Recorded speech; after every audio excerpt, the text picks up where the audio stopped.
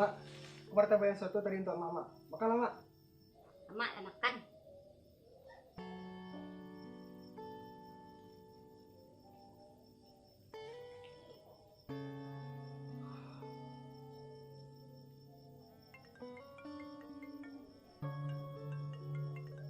Halo, Assalamualaikum. Iya, yuk. Yuk, yuk, yuk. Kalau gitu tanya lah Ustaz dulu yuk. Oke, yuk, makasih yuk.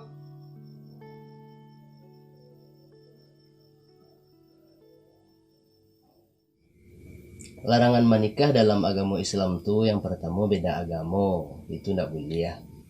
Nan kedua nan saudara dake kakak ke adik kandung atau adik ke kakak kandung itu pun ndak boleh ya.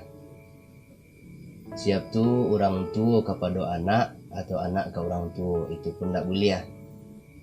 Cik lain ndak boleh bagi laki-laki menikahi perempuan yang ada suaminya. Beko berang suaminya. Jadi menurut Ustadz larangan menikah di negara awak kok apa Ustadz? Kalau dalam agama ndak ada larangan. Cuma di Minangko ada adat yo tradisi.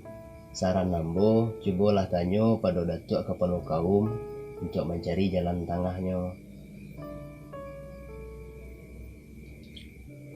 Oh gitu ya, Ustaz. Kalau boleh tahu, siapa orangnya itu, Ustaz?